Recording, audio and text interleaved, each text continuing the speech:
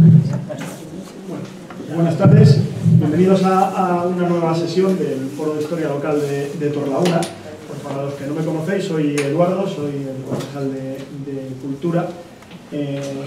Hace más de un año esta idea rondaba en la cabeza de Nuria, la bibliotecaria, y bueno, decidimos, con el apoyo de todos los vecinos que quieren colaborar y participar e ilustrarnos un poquito con la historia de nuestro pueblo, pues decidimos tirar para adelante con la propuesta. Cada día hay más afluencia de gente, cada día la gente está más interesada en ello, cosa que nos agrada ver siempre caras nuevas y cada vez más gente en estas sesiones del Foro de Historia. En la sesión de hoy, como habéis visto en la programación, la va a hacer Rocío Rivas Martínez, que nos transportará a la Torrelaguna de la Edad Media, a esa aljama y judería de los siglos XIV y XV. Descubriremos cómo fue la convivencia de la comunidad judía y cómo les afectaron las diferentes olas de la hostilidad, marginación, inquisición y por fin, al final, expulsión de los judíos de la villa. A Rocío la conocemos pues mucho, sobre todo la gente de aquí del pueblo, es vecina de Torrelaguna, aunque las raíces familiares son andaluzas, de Jaén, creo, ¿no? Sí, bueno, pero es criada en el pueblo y es torrelagunense. Se licenció en el 2012 en Antropología Social y Cultural, terminando en el 2010 la licenciatura de Historia, ambas en la Universidad Autónoma de Madrid.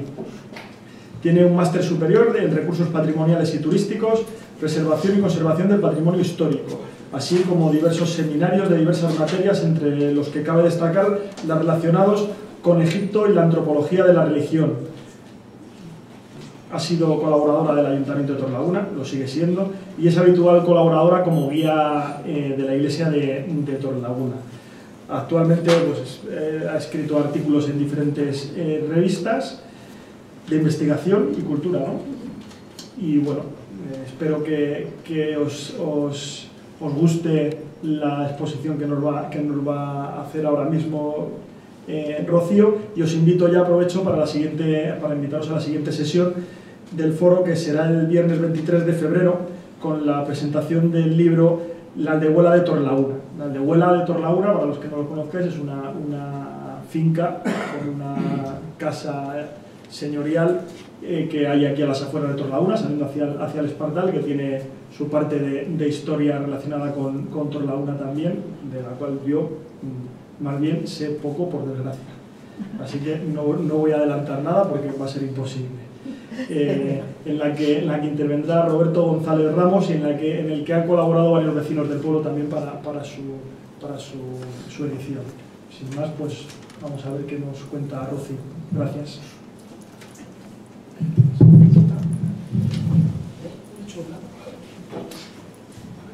Buenas tardes. Antes de comenzar, sí que me gustaría que hiciéramos un ejercicio de ponernos en la mentalidad de una persona del siglo XV que no tiene nada que ver con nuestra mentalidad. ¿Por qué? Porque el tema de los judíos es un tema que es un poco delicado, y también me gustaría que hiciésemos un ejercicio de meternos y hacer ese ejercicio de cómo eran las consecuencias políticas e históricas que rodeaban en ese momento, en el siglo XV, a la corona de Castilla. Al igual que también a una iglesia, que también estamos hablando de una iglesia del siglo XV. ¿De qué vamos a hablar? Pues bueno, yo he decidido dividir la charla en dos bloques, porque es necesario que, para conocer la historia de Torrelaguna, que es el bloque principal, que es el bloque 2, primero hagamos una revisión general de lo que estaba pasando paralelamente en la Castilla del siglo XV. Por eso, de forma bastante rápida, voy a tratar desde la llegada de los judíos a España hasta su decreto de expulsión en 1492. Comenzamos con el primer bloque. ¿Cuándo llegan los judíos a España? Pues bueno, tenemos dos versiones. Una primera, que desarrollan los judíos del siglo XV, los judíos españoles, en la que empiezan a establecer la idea de que llegarían tras la destrucción del primer templo de Jerusalén, en el 587, a cargo del rey babilonio Nabucodonosor II. A partir de este momento, el pueblo judío va a sufrir diferentes diásporas. es decir, movimientos de los pueblos hacia otras zonas de Oriente. Después se desarrolló otra versión que es la que es realmente la más verídica, que es la arqueológica. Los primeros datos arqueológicos que tenemos datados en España de la presencia de judíos distan del año 70. Justo en ese año tiene lugar la última y gran destrucción del Templo de Jerusalén y la última y gran diáspora. Esta destrucción de Jerusalén corre a cargo del Imperio Romano y en concreto del emperador Vespasiano. A partir de este momento, el pueblo judío empieza otra vez, como hemos dicho, a ir moviéndose por diferentes zonas de Oriente y llegan a la costa levantina y al sur peninsular. ¿Por qué llegan a esta zona? Porque en estos momentos lo que era el sur peninsular tenía influencia comercial con los fenicios, con los púnicos y también con el pueblo hebreo. De ahí un poco decidieran también llegar a esa zona porque podría ser una zona de confort para ellos. Lo que vemos en la parte superior es un fragmento del libro del profeta de Apias. Si veis ya en la última frase hay un concepto, sefarad.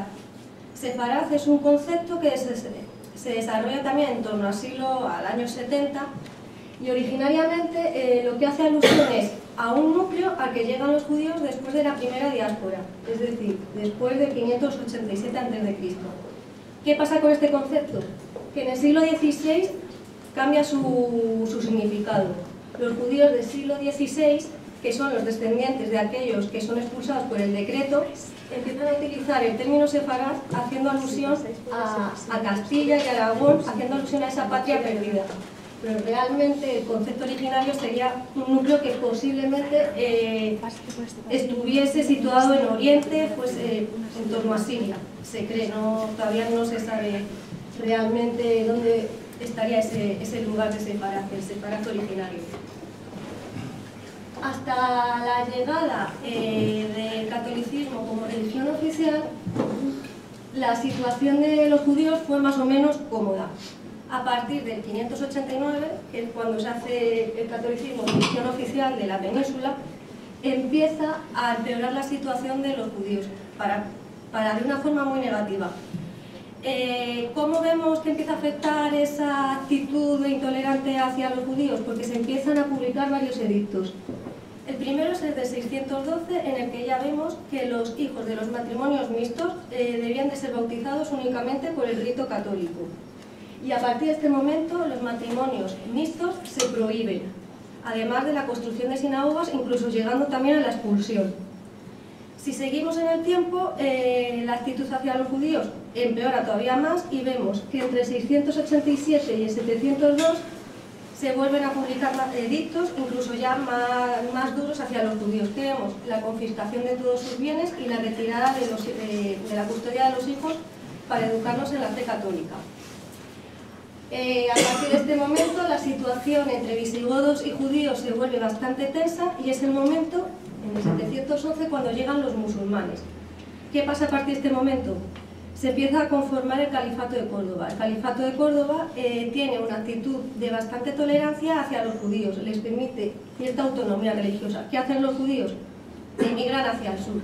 Así se van a mantener hasta más o menos el siglo XI-XII. A partir del siglo XI lo que vemos es que el Califato de Córdoba se rompe, llegan primero los almorávides y luego los almohades. Estos dos grupos musulmanes no van a tener la tolerancia que tenía el anterior grupo del Califato de Córdoba, al contrario, los van a considerar infieles y los expulsan. ¿Qué pasa otra vez? Que vemos que otra vez los judíos vuelven hacia los reinos católicos, hacia el norte, o emigran hacia Oriente. ¿Por qué deciden volver a los reinos católicos si antes habían tenido una experiencia negativa? Muy sencillo, porque la actitud hacia los judíos a partir del siglo XI y XII cambia. ¿Por qué cambia? Por motivos políticos.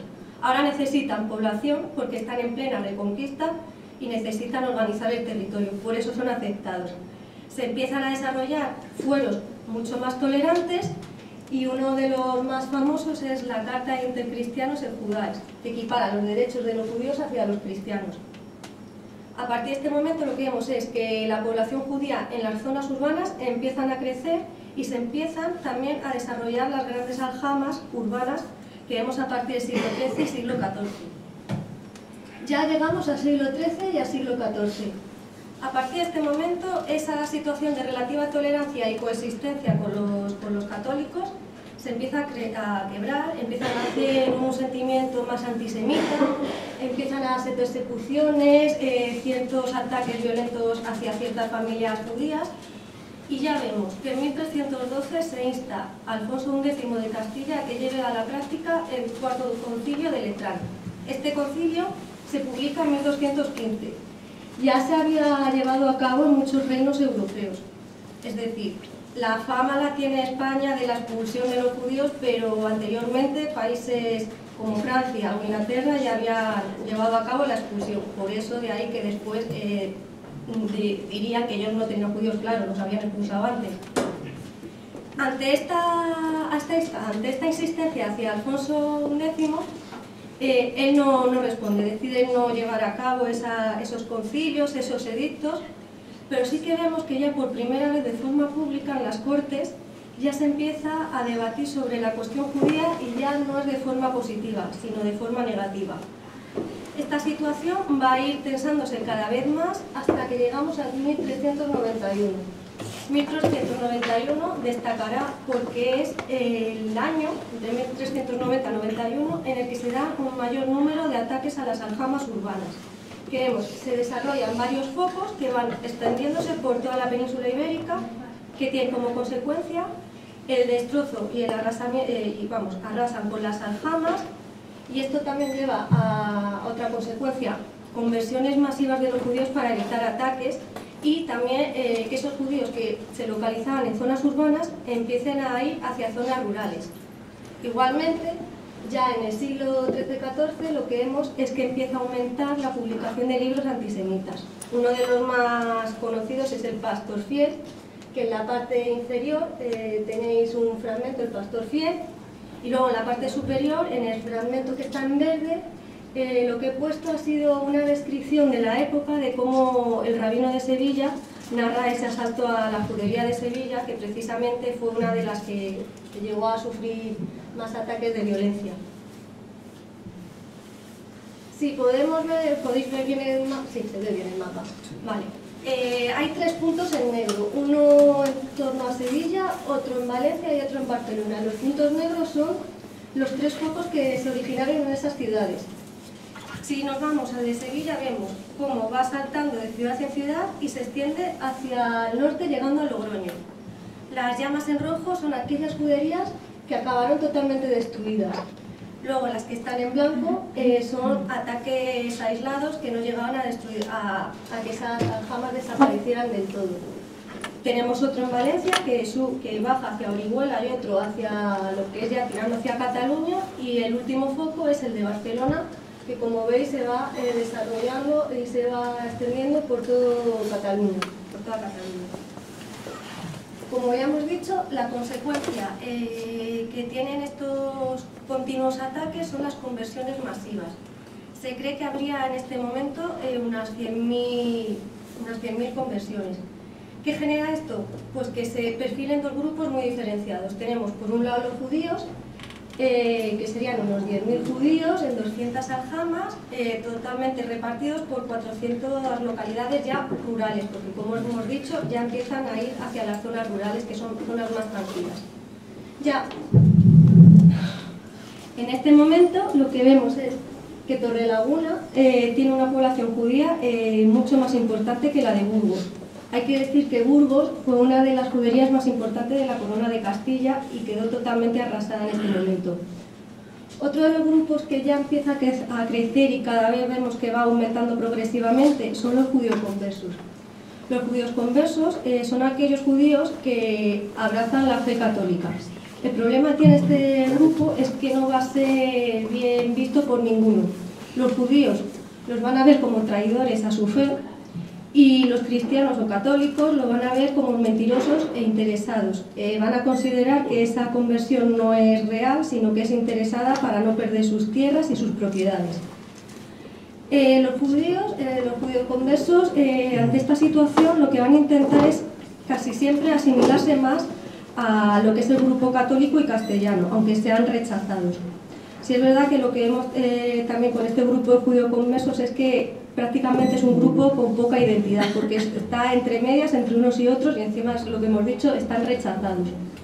Igualmente, otro de estas consecuencias ante estos ataques es que ese odio que hemos visto que se empieza a desarrollar hacia los judíos va cada vez a más.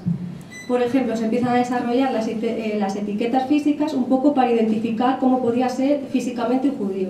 Se empieza a decir que físicamente tienen la nariz larga, los ojos almendrados y los dientes salientes. Pero las etiquetas más duras son las psicológicas. En casi todos los libros y en la literatura antisemita se les describe como asustadizos, cobardes, mentirosos, vengativos, usureros, inclinados a los vicios. Esta es más o menos la situación que tenemos.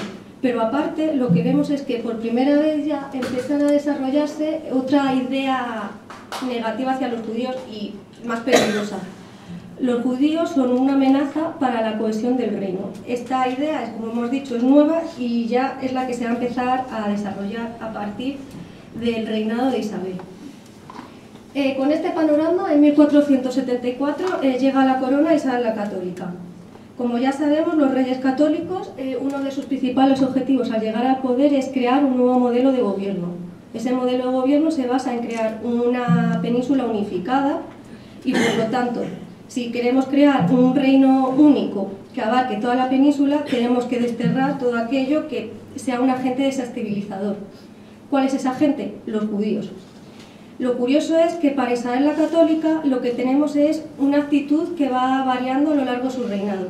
Si nos vamos a los primeros años de su reinado, lo que vemos es una actitud de cierta tolerancia hacia los judíos. De hecho, en 1977, 400. Ahí se me ha ido la tecla.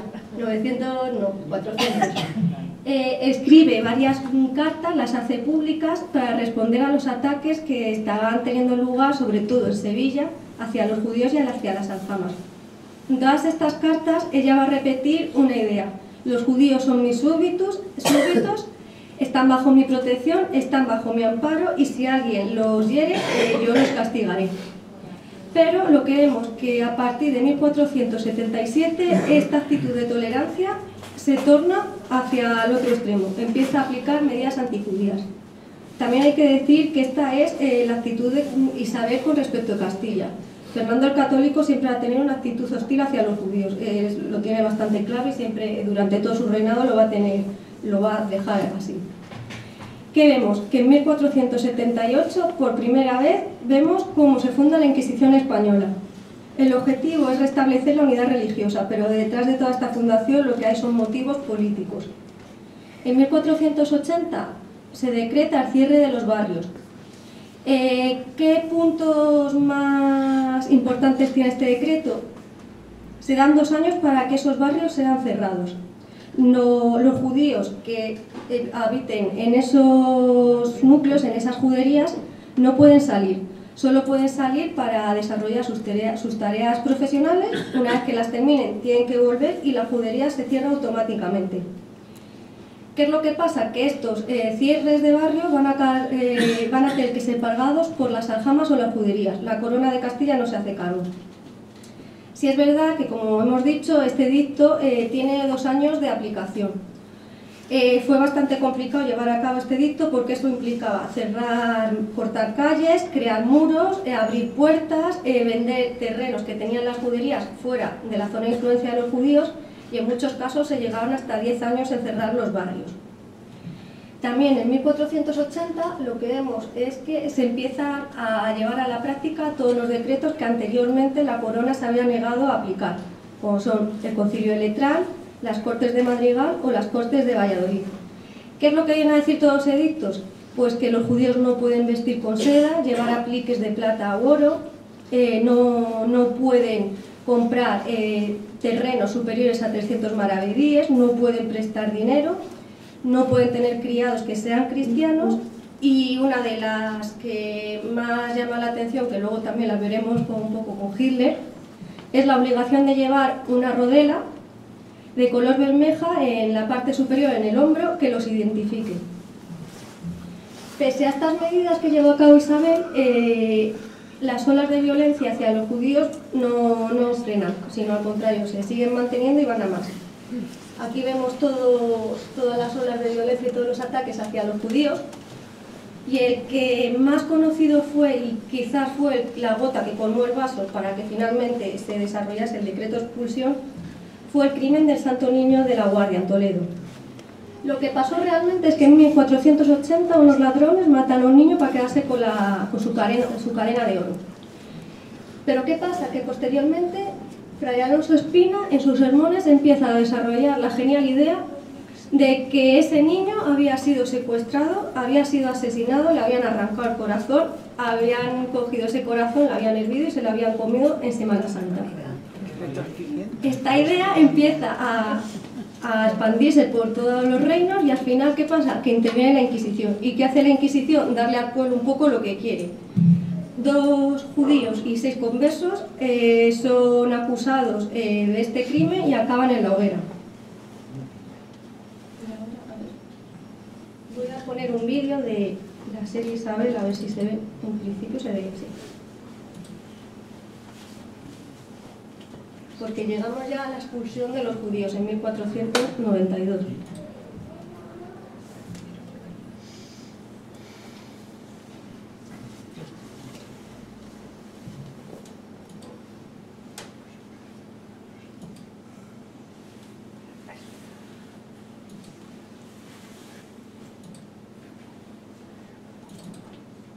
Tarda un poco, pero se ve, que ayer los estuvimos probando y se veía. Pues vamos a ver que tanto Fernando como yo hemos acordado expulsar a los judíos de nuestros reinos. Silencio. ¿No se ve? Sí, sí se ve, pero se oye bajito. No sé decirlo. El sonido está que está. Pero no se ve la imagen. No, pero no se ve lo que es... No. A ver, un momento. Vamos a intentarlo otra vez. Ayer sí se veía bien. A ver si ahora sí lo está. Ahora. Vamos a ver que tanto Fernando como yo hemos acordado expulsar a los judíos de nuestros reinos. Silencio, no termino. Serán expulsados todos los judíos que no accedan a abrazar la fe cristiana. No sabéis que el judío es obstinado, no se convertirá. No se puede obligar a nadie a ser cristiano. Serán falsas sus conversiones. Serán almas ganadas a nuestra fe. La corona, y solo la corona, decidirá las condiciones de la expulsión. Esta es nuestra voluntad y como tal será acatada. Señora, por favor, Ya habéis escuchad. oído, es una decisión inamovible. Alteza, os lo ruego, prometisteis tolerancia a cambio del dinero de la burla. No hay mayor tolerancia que la de pedir a todo aquel que desee ser cristiano. El miedo les impulsará a convertirse y no el amor a nuestro Señor. Eso será más de lo que vos habéis conseguido todos estos años. Si en tan poco aprecio tenéis mi labor, luego me dispenséis de seguir junto a vos. Fray Tomás será buen consejero para satisfacer vuestros propósitos y mejor confesor para aliviar vuestros remordimientos. Si es vuestra voluntad abandonar la corte, que así sea.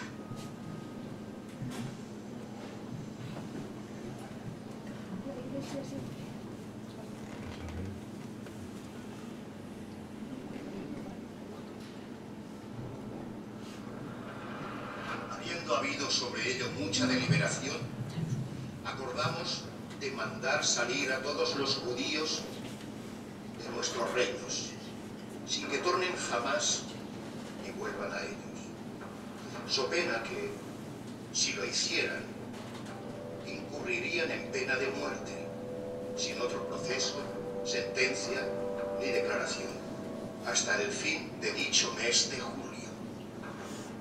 Yo el rey, yo la reina.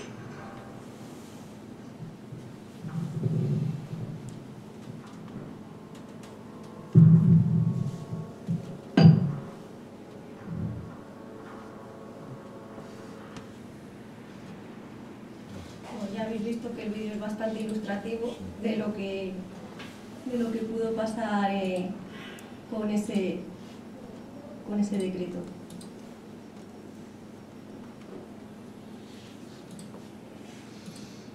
Vale. El que ha salido en el vídeo leyendo el decreto es Fray Tomás de Torquemada, que será el primer inquisidor general. El que estaba en contra es Hernando de Talavera, que es alguien que siempre va a estar un poco defendiendo la situación de los judíos, pero lo que vemos, y no sé si os habéis fijado también que los judíos salían ya en el vídeo con la rodela, es bastante interesante. Pues como hemos visto, el 20 de marzo Torquemada se encarga de redactar ese decreto de expulsión de los judíos. Y el 31 de marzo es aprobada por los reyes y validada. Tenemos dos decretos diferentes. Tenemos uno para Aragón, que es firmado por Fernando el Católico, y uno para Castilla, que es firmado por los dos reyes. Entre estos dos decretos hay diferencias. El de Aragón no solo hace alusión a la cuestión religiosa, sino que también recoge otra vez todas esas etiquetas psicológicas, físicas y cierta antisemitismo hacia los judíos en ese decreto. En el de Castilla es diferente. El de Castilla solo se ciñe a la cuestión religiosa, se divide en dos partes. Una primera en la que Isabel reconoce que las medidas llevadas a cabo anteriormente no habían surgido efectos y que por ello, bajo su protección, decide expulsar a los judíos como medida también de protección a los judíos, porque ella considera que si se quedan en el reino de Castilla van a sufrir más que si se van. ¿Qué recoge también este decreto? Que se aplica a todos los judíos independientemente de edad y sexo, que se tiene que llevar a cabo a no más tardar en 4 meses, es decir, en julio ya todos los judíos tienen que estar fuera de los reinos católicos, que deben de vender todos sus bienes muebles. Si algún judío se niega a abandonar o se esconde para no abandonar el reino, el castigo es pena de muerte. Si alguien les ayuda, puede tener 2 castigos, o multa o confiscación de bienes. Cuando sean expulsados no pueden llevar ni oro, ni plata, ni monedas, ni armas, ni caballos. Ellos son los que se tienen que costear el traslado. ¿Qué es lo que pasa aquí? Que era un traslado bastante costoso, porque eso implica pagar aranceles, también comida porque es decir, no existían los coches, los traslados eran mucho más laboriosos. No todo el mundo podía permitirse pagar esos traslados, entonces las aljamas lo que deciden es que el dinero con el que recuperan al vender tierras antes de la expulsión pues lo van a dedicar para pagar el traslado de los más pobres. En total, según la obra de Caro Baroja, serían unos 150.000 expulsados, sin contar con los que luego vuelven, porque luego volverá bastante número otra vez a los reinos católicos. ¿Qué conclusión o qué conlleva este edicto? Pues conlleva que haya conversiones masivas, aunque el edicto no lo recoge, pero evidentemente se da por hecho que para no irse va a haber conversiones. Este es un fragmento de la época que un poco viene a explicar cómo tuvieron que ser esas expulsiones, lo que tuvieron que sufrir estos judíos durante su traslado. ¿Hacia qué lugares fueron los judíos que fueron expulsados? Hay 2 zonas. La mayoría fueron a zonas cercanas con la esperanza de que los reyes católicos cambiasen de opinión y poder volver. ¿Cuáles son esas zonas? Navarra, Portugal, Francia, Países Bajos e Italia. En todos estos lugares van a ser vistos con recelo, no solo por los católicos, sino incluso por los judíos, porque consideran que son extranjeros. De todas estas zonas, en Navarra y Portugal, poco después volverán a ser expulsados por presión de los mismos reyes católicos. Otra zona a la que van a acudir es a la zona musulmana. La mayoría dentro de la zona musulmana van a ir a Marruecos porque es un lugar mucho más cercano, pero es el lugar donde más maltratados van a estar. Después, muchos van a ir al Imperio Otomano. De todos estos sitios, incluyendo la zona de Europa, Turquía fue donde fueron mejor aceptados, y la mayoría de los que fueron a esta zona no volverían, sino que se afincaron allí en Turquía. Pero después de unos 4 meses, después de la que lían con la expulsión, los reyes católicos deciden promulgar la Carta de Seguro. ¿Qué viene a decir esta carta? Pues que todo aquel judío que se haya ido y decida abrazar la fe cristiana, aportando el acta de bautismo, pueden volver y recuperar sus bienes siempre y cuando los compren por el mismo valor que los vendieron. Muchos volverán, otros directamente deciden quedarse donde se habían ido. Los que suelen volver son gente con un estatus bastante solvente que pueden permitirse volver a comprar esas tierras que antes habían vendido. Y llegamos ya al tema que nos interesa, que es los judíos en Torrelaguna. Esta imagen es también una secuencia de la serie de Isabel, que precisamente se rodó aquí en Torrelaguna, y lo que se rodó aquí en Torrelaguna fueron los episodios relacionados con la Inquisición que también luego veremos. Antes de adentrarnos en el tema de la judería y la aljama, sí que me gustaría hacer un llamamiento para diferenciar estos dos términos. ¿Por qué? Porque en muchos libros yo he visto que el término judería y aljama se utilizan como sinónimos, y no es así, son términos totalmente diferenciados. La judería siempre es el barrio donde se concentraba la población judía. Este podía estar en intramuros, es decir, dentro de la muralla, dentro del núcleo, o extramuros, fuera de la muralla. Lo que sí sabemos es que hasta 1480 no son barrios cerrados, al contrario, son barrios abiertos y que están incluidos dentro de lo que es la vida de la ciudad. La aljama, ¿qué es la aljama? La aljama es la institución administrativa que es la encargada de gestionar la vida económica, social, judicial y religiosa de la judería. ¿Qué implicaba tener aljama? Tener cierta autonomía, porque para tener aljama tenía que haber un cierto nivel de riqueza dentro de la población judía y también bastante población. No todas las juderías van a tener aljama, es decir, ya hemos visto que para tener rango de aljama tienes que tener un cierto estatus. Lo que vemos en Torrelaguna para el siglo XV ya es una judería con aljama, es decir, estamos viendo ya un barrio con bastante estatus y bastante importancia. ¿Qué pasa cuando nos ponemos, bueno, por lo menos el problema que me he encontrado yo cuando me he puesto a analizar cómo podía haber sido la evolución de la judería de Torrelaguna? Que hay un gran vacío de fuentes para el siglo XIV. No hay apenas nada, ni contar tampoco con restos materiales porque no se conserva nada de los judíos. Lo mismo nos pasa para el siglo XVI, no hay nada. Parece ser que aquí en Torrelaguna quisieron borrar toda la huella de los judíos, incluso los mismos judíos conversos también quisieron borrar todos sus antepasados judíos. Lo poco que tenemos se focaliza solo en el siglo XV y son datos bastante parciales. Si nos vamos al siglo XIV, lo que vemos es solo una única alusión, que nos dice de la venta de un terreno cercano a lo que es el actual Alfolí de la Sal, de un judío de Buitrago a un cristiano de Torrelaguna. Ya está, no hay más. De esto, lo único que podemos deducir es que Torrelaguna sí que tenía ya una cierta relación con el elemento judío. Por lo tanto, yo he llevado a cabo una pequeña investigación poniéndolo en relación a lo que estaba pasando en el exterior, porque no tenemos nada de documentos en Torrelaguna. Entonces, ¿a dónde he acudido para poder reconstruir esa judería del siglo XIV? Primero tenemos que ir al propio devenir histórico del Reino de Castilla, como hemos estado viendo ya.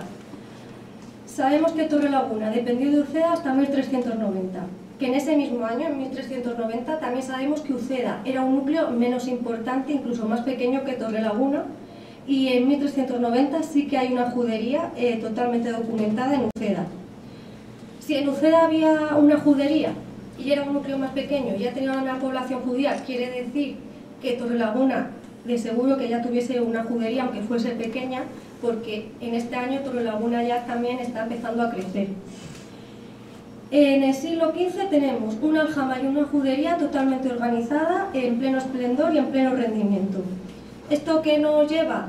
A que tenía que haber habido una infraestructura anterior, es decir, en el siglo XV no se levanta un judío y dice voy a crear una aljama, porque me apetece, no, eso requiere de una evolución anterior. Igualmente, ya para el siglo XV tenemos documentados relaciones bastante sólidas entre judíos de Torrelaguna, Talamanca, Buitrago, Alcalá y Uceda. Lo mismo, de los escritos o de los documentos que he estado observando, se ve que son relaciones ya bastante sólidas, incluso familiares. Eso también puede llevarnos a pensar que anteriormente esas relaciones habían ido fraguando poco a poco. Además, que vemos que en el siglo XIII las juderías que destacan en esos momentos son los núcleos urbanos, es decir, las juderías de los núcleos rurales, como sería en este momento Torrelaguna, serían pequeñas y secundarias. Pero ¿qué pasa si nos vamos a Uceda? Porque como ya he dicho, Torrelaguna estuvo dependiendo de Uceda hasta 1390. Que es curioso porque en Uceda está documentada la presencia de judíos ya en el siglo XI. Es muy posible incluso que la presencia de judíos en Torrelaguna llegase antes del siglo XIII, posiblemente fuese en el siglo XI. Caro Baroja recoge en su libro y dice que la presencia de judíos en Uceda era bastante importante. Incluso llega a apuntar que el nombre de Uceda procede del nombre Judea. Es su hipótesis, yo hasta ahí puedo leer. Incluso recoge un soneto de la época anónimo que dice: si vais al cubillo, lleva pan en el bolsillo, en Uceda son judíos, las campanas lo declaran, en el cubillo tramposos porque deben y no pagan. Esto ya nos está diciendo que en la zona hay judíos sí o sí. También, si nos vamos al patrón de Huete de 1290, nos dicen que para el sistema central, es decir, donde está ubicado Torrelaguna, había ya documentadas 16 aljamas y juderías secundarias. Esto sería un mapa de las juderías que habría en lo que es la actual Comunidad de Madrid. Yo he añadido Uceda porque estaba directamente relacionada con Torrelaguna, y Toledo porque Toledo era el arzobispado de Toledo, es decir, Torrelaguna pertenecía al arzobispado de Toledo, y también hay relaciones entre Torrelaguna y Toledo. ¿Cuál es la conclusión que he llegado yo para la aljama del siglo XIV? Que con estos datos, con estos pocos datos, es muy posible que ya hubiese presencia judía en la zona en el siglo XI, incluyendo Torrelaguna. Que durante el siglo XII al siglo XIV existiese una judería secundaria, muy chiquitita, ubicada en torno a la Casa de la Cultura, porque es donde se ubica en el siglo XV. No tendría un rango de aljama, es muy posible, como hemos dicho, que fuese pequeña, que simplemente fuese una judería. ¿Por qué? Porque en estos momentos las juderías que están a pleno rendimiento y que tienen rango de aljama en la zona son la de Toledo y la de Alcalá.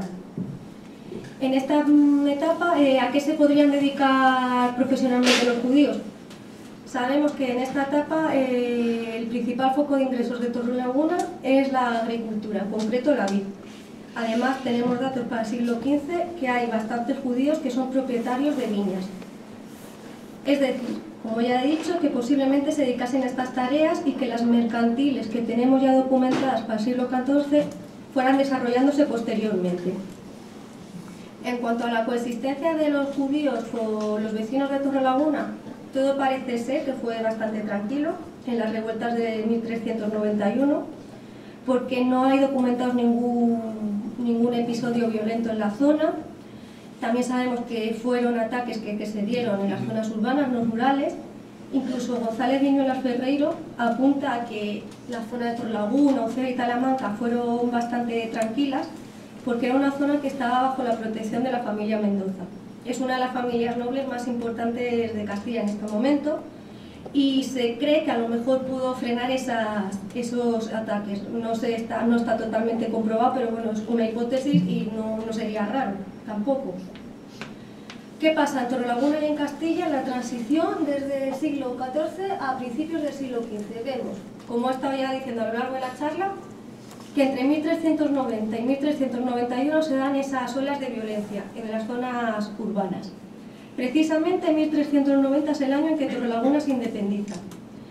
¿Qué obtiene Torrelaguna con esa independencia? Lo primero y principal, autonomía, privilegios sobre la mesta, privilegios para celebrar el mercado todos los lunes, y también sabemos que es una zona, Torrelaguna en este momento es una zona de continuo movimiento.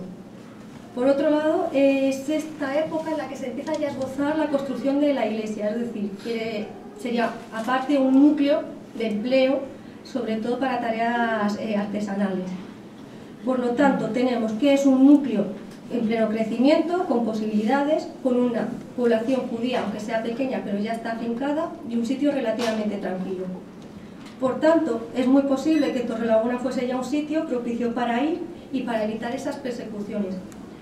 Para mí, en mi opinión, con todos estos datos que he ido recopilando, es muy posible que entre este siglo XIV y este siglo XV fuese el punto de partida y el despegue de lo que vemos en el siglo XV, esa gran aljama, y puede ser que esos judíos que empiezan a abandonar Toledo, incluso Alcalá, llegasen a Torrelaguna, porque es precisamente en este momento cuando vemos que la población judía de Toledo, Alcalá y de las grandes ciudades empieza a decrecer, y en Torrelaguna, a partir de este momento, la población de judíos empieza a crecer y se va a mantener así durante todo el siglo XV hasta su expulsión. Y llegamos al siglo XV, que es donde ya he dicho, más o menos tenemos todos los datos referentes a la aljama. Se nos dice que en este momento Torrelaguna tendría 2.500 habitantes. Es una cifra bastante importante. Ya nos está diciendo que Torrelaguna ya es un núcleo bastante importante. Que esos 2.500 habitantes, 200 serían judíos. Representarían en torno a un 10% de la población. ¿Dónde estaría localizada esa aljama? Se ubicaría en intramuros, es decir, dentro, y muchos autores, por no decir todos, establecen que abarcaría desde la Plaza Cisneros, bajando por la calle Montera, siguiendo por la calle de Burgos, subiendo Santísima Trinidad, otra vez tirando hacia la calle del Hospital y cerrando otra vez en la Plaza Cisneros. Monegro, Enrique Cantera Monegro, incluso llega a apuntar que ese barrio incluso se extendiera hasta la calle Santa Fe, es decir, la calle de la Alfolía hacia arriba. ¿Por qué se estima que esta judería abarcaría esta zona? Si vemos los nombres de dos calles, vemos Santísima Trinidad y Santa Fe. Estos son los típicos nombres que se ponen una vez que los judíos son expulsados y desmantelan todas las juderías, cambian los nombres a las calles. Y todos los nombres que ponen a esos barrios, a esas calles, son nombres relacionados con la fe católica. Y es muy común que veamos nombres como Santísima Trinidad, Santa Fe. Entonces es una forma de catolizar el sitio una vez que han expulsado a los judíos. Entonces es muy posible que fuese ese, más o menos estaría por ahí ubicada. ¿Cuál sería su límite con extramuros, es decir, fuera de la muralla? Pues viendo la zona que abarcaría la judería, pues el extramuro sería la zona de la calle del Marqués de Torrelaguna, por donde está el arroyo Matachivos. ¿Por qué sabemos que sería esta la zona de extramuros? Porque sabemos que para esta época el arrabal de Torrelaguna estaría ubicado en esta zona y también lo que sería la parte de la calle Malacuera, toda esa zona, todo eso sería arrabal de la época medieval, sería zona de extramuros. Estas serían son las calles actuales en las que se extendería por donde se extendería lo que es la aljama. Hemos visto la Plaza Cisneros, la calle de Burgos, Santísima Trinidad, la calle del Hospital y el extramuros, que sería la calle del Marqués de Torrelaguna.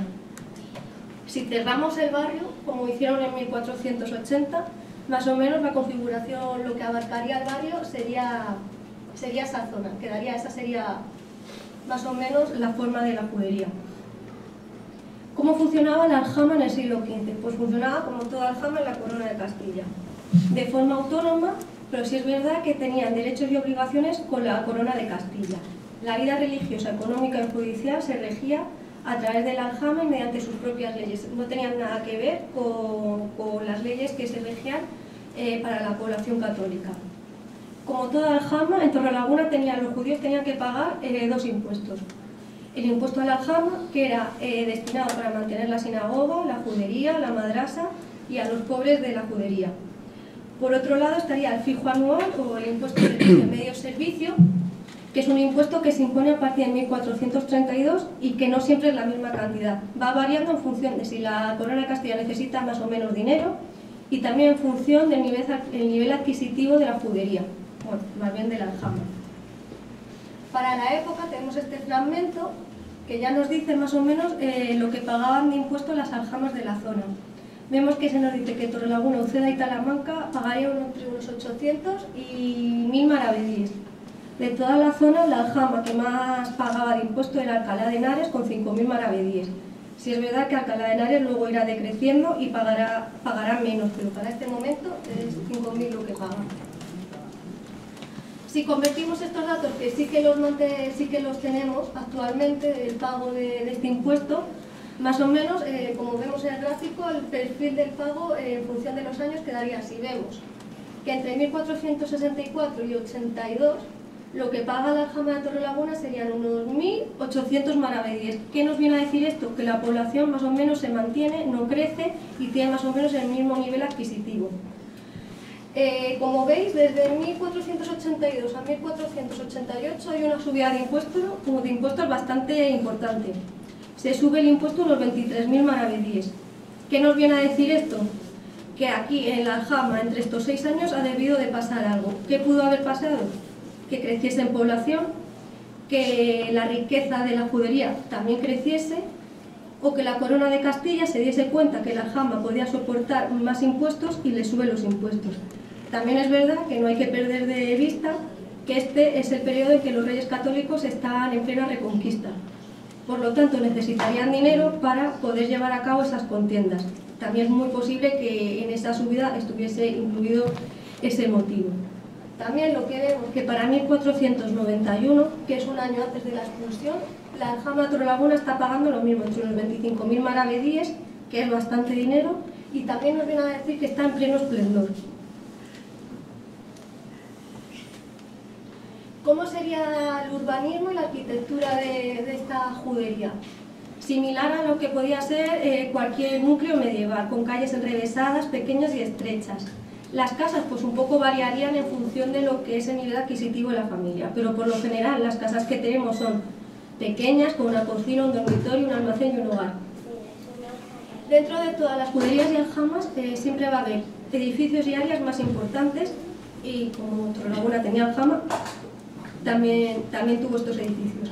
Para Torrelaguna tenemos documentada la sinagoga y la carnicería, el cementerio no, pero veremos que sí que tuvo que haber cementerio, por lo que ahora explicaré. Si nos vamos a la sinagoga o la madrasa es un edificio que está anexo a la sinagoga donde se enseñan los niños a la Torá. En la sinagoga, como en todas las aljamas, es el núcleo más importante del barrio, es el núcleo donde se reúne la comunidad, es también donde tiene lugar el culto, y para que un núcleo judío tenga sinagoga tiene que tener al menos 10 familias. Además, la sinagoga siempre va a ser pagada por los judíos. ¿Y cómo serían arquitectónicamente estas sinagogas? Todas las sinagogas cumplen siempre el mismo patrón. Son bastante sencillas en el exterior, más ricas en el interior, y representan al Templo de Jerusalén en pequeño. ¿Por qué representan al Templo de Jerusalén? Porque hasta el año 70, con la gran diáspora y la destrucción de Jerusalén, con los romanos vemos que todo el culto está unificado en el Templo de Jerusalén. A partir del año 70, el culto, junto con la diáspora, empieza a disgregarse y entonces se tienen que crear las sinagogas. Entonces, esa sinagoga lo que hace es un poco recordar a Jerusalén y a todo aquello que ha sido perdido. ¿Dónde se localizaría la sinagoga de Torrelaguna? Pues según en el proceso que tenemos de inquisitorial, que a Fernando Madrid, un vecino de Torrelaguna, tuvo que haber como mínimo una sinagoga, y estaría localizada más o menos en la Casa de la Cultura, la actual Casa de la Cultura. ¿Por qué en la Casa de la Cultura? Porque tenemos que antes, en el siglo XI, está documentada la existencia en ese edificio de una mezquita. De hecho, no sé si habéis ido a la Casa de la Cultura. Según entráis hay un patio interior a la izquierda. Si os fijáis en la arquitectura, es un poco, mantiene esa arquitectura de los patios de las mezquitas, donde antes de entrar a la mezquita donde se hacen las libaciones. Entre medias no sabemos qué pasa con esa mezquita, pero de repente aparece documentado el Hospital Santísima Trinidad bajo el patronazgo de los Quirós. Sabemos que la tónica general en esta época era cuando llegaba una cultura con una religión diferente, arrasaba el templo y construían el suyo. Es muy posible por esto que esa mezquita fuese un poco arrasada y los judíos construyesen ahí su sinagoga. Además, si os dais cuenta, en el nombre del Hospital Santísima Trinidad, un poco también hace alusión a ese cambio de nombres de catoliza. Entonces es muy posible, además por donde se localizaba y se ubicaba lo que era la judería, es casi seguro que estuviese ahí la sinagoga. Esto son fotos de lo que es la sinagoga del Tránsito de Toledo, que sí que se mantiene en pie, está no fue arrasada, que es del siglo XIV. La he puesto porque es un poco para cómo sería o pudo haber sido esa sinagoga en Torrelaguna. Lo que vemos en la parte superior es el ejal, es la parte más importante de toda la sinagoga porque es el armario donde se guarda la Torá. El ejal siempre se construye en el muro oriental y mirando hacia Jerusalén. La Torá es la foto de abajo, lo que vemos es la Torá, es uno de los libros sagrados del judaísmo, junto con el Talmud y el Tanaj. La Torá lo que está compuesta por el Génesis, el Éxodo, Levítico, Números y el Deuterónimo. Decir, como veis, son libros que pertenecen al Antiguo Testamento. es que el judaísmo sí reconoce el Antiguo Testamento, pero no el Nuevo, porque para ellos Jesús es un profeta, no es un Dios. Entonces lo que recogen es desde la creación hasta los primeros patriarcas. En el otro lado lo que tenemos es la menorá. La menorá, o el candelabro de 7 brazos, simboliza el candelabro con el que Moisés alumbró el tabernáculo, y luego ese candelabro que se mantuvo en Jerusalén, en el templo de Jerusalén, hasta lo que se destrozó en el año 70. Está presente en todas las sinagogas para hacer un poco, aparte de todo ese simbolismo que tiene para los judíos, en recuerdo de ese templo destruido, el templo de Jerusalén. Llegamos al cementerio. El cementerio, como ya he dicho, no está documentado y no tenemos ningún resto material que nos hable de que en Torrelaguna pudiese haber un cementerio judío. Sabemos que los cementerios eran los lugares más importantes, uno de los más importantes junto con el de la sinagoga. De hecho era uno de los terrenos que primero se compraban. Que un cementerio judío ya en la época medieval era un espacio cerrado, fuera, en extramuros, cerca de su influencia, y con lápidas inscritas, es decir, tenían un concepto de cementerio como el que tenemos nosotros actualmente, que no tenía nada que ver con el concepto que tenía la gente católica de Torrelaguna de ese momento, que como sabéis en ese momento se estaban enterrando en la iglesia, dentro de la iglesia y en los alrededores. Sabemos que toda Aljama debía tener cementerio, era obligatorio. Las únicas zonas que no podían tener cementerio o macaber eran las juderías secundarias. Los habitantes de esas juderías secundarias se enterrarían en la aljama más cercana. Por lo tanto, si sabemos que una aljama tenía que tener cementerio, Torrelaguna lo tuvo que tener. El problema es que no se ha encontrado. Incluso aparte, no solo enterrar a gente de Torrelaguna, sino judíos de juderías secundarias de la zona. ¿Dónde se podría haber localizado o ubicado este cementerio? Si acudimos a lo que he dicho, sabemos que se localizaban en extramuros, pero cerca de lo que es la judería. ¿Cuál es lo que es el arrabal más cercano a donde estaría la judería? Pues lo que es actualmente la travesía de la Paloma, la calle San Sebastián, la calle La Hontanilla, toda esa zona es muy posible que ahí es donde estuviese el cementerio por todos los datos que tenemos de externos. Bueno, esto es una foto del cementerio de Praga, como pudo haber sido el cementerio judío de aquí de Torrelaguna. Y esto nos lleva también a hacernos una pregunta: ¿por qué no hay restos de cementerio en Torrelaguna? La tónica general, una vez que expulsaron a los judíos, fue desmantelar, lo primero que desmantelaban eran los cementerios. ¿Y qué hacían con las piedras que desmantelaban? Las utilizaban como material de construcción para sus propias obras. No es decir, es típico también de otras zonas. De hecho, para la Provenza medieval están documentados 19 cementerios, y de esos 19 cementerios solo se ha encontrado una lápida, no hay más. Entonces es bastante común que no se encuentren restos de cementerios, y si se encuentran, que estén bastante descontextualizados, incluso que no se llega a la conclusión de que pudo ser una lápida del cementerio judío. Así que alguien, si se encuentra alguna lápida en su casa, que avise. La carnicería. A priori la carnicería para nosotros no es un edificio que tenga mucha importancia. Para los judíos de la época medieval y para los actuales, sí. ¿Por qué? Porque los judíos siguen los preceptos del judaísmo para alimentarse. Esos preceptos se basan en conceptos de pureza e impureza. Para ellos esa alimentación es conocida como kosher. ¿Cuáles son, por ejemplo, los animales que ellos pueden comer, los que consideran puros? Todos los animales excepto el conejo y el cerdo, los peces con escamas y espinas, las aves no rapaces. Por otro lado, todo animal que coman deben ser dados por muertos por el sistema ritual judío, y por el socher, que es un judío capacitado de buena conducta religiosa. ¿Cómo se mata al animal? No voy a dar muchos detalles, pero lo único que es que lo degollan y lo limpian varias veces, porque para ellos la sangre es concepto de impureza.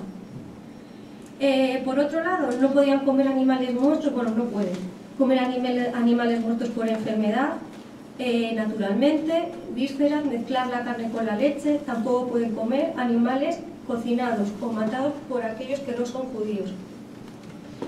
En cuanto a la carnicería de Torrelaguna, tampoco la tenemos documentada, pero sí que tenemos documentado a Jacob y Vilorado. Jacob y Vilorado era carnicero de la Torrelaguna de la judería del siglo XV. ¿Dónde pudo estar ubicada esta carnicería? Lo mismo. Sabemos que en el medievo las carnicerías, las tintorerías y todos aquellos comercios que implicasen olores fuertes o vertidos se construían en extramuros y bastante cerca a los cursos de agua para que los vertidos no se acumulasen sino que corriesen. ¿Cuál es la única fuente de agua que tenemos en Torrelaguna? El arroyo Matachibos. Lo que no sé es si en época medieval estaba seco como en la actualidad o corría agua. Esperemos que sí. Entonces, ¿dónde podría estar ubicada esa carnicería? Pues cerca del arroyo Matachibos. Si vemos un mapa de Torrelaguna del siglo XIV al siglo XVI, un poco quedaría configurado así. Lo que vemos alrededor de la muralla, que es la zona marrón, sería la zona de extramuros o arrabales. La zona que colorea de negro sería lo que correspondería a la judería. En la parte azul es el hospital, bueno, la Casa de la Cultura, que sería la sinagoga. Si nos vamos ya a la parte superior, es señalado en rosa lo que sería la zona de extramuros, que estaría bajo la influencia judía. En la parte superior se situaría el cementerio, donde yo creo que podría situarse en torno a San Sebastián, y la carnicería estaría más abajo, pegada a lo que es el arroyo Matachibos. ¿Cómo era la población? ¿Qué perfil debía de tener la población? Según los listados de oficios que conservamos para el siglo XV, que es lo mismo, son bastante parciales, sería una población, por los impuestos que pagaba, que rondaría entre una clase media alta más media que alta. Si esta es la tabla que pongo en relación entre lo que son las profesiones y los ciudadanos, bueno, los vecinos judíos de Torrelaguna para la época. Si estos datos los pasamos en gráficos para que los veamos mejor y los entendamos mejor, vemos 10 rabíes, 8 arrendadores, 6 médicos, 4 recaudadores, 3 tejedores, 3 zapateros, un sastre, un carnicero, un trapero y un agricultor. Si observamos estas barras, lo que vemos es que la mayoría se dedicarían a actividades mercantiles y comerciales. Es bastante curioso que no haya documentado ningún judío dedicado a la agricultura. No lo hay, pero evidentemente tenía que haber algún judío, por lo que hemos dicho, porque había judíos propietarios de viñas, lo único que no ha llegado hasta nosotros.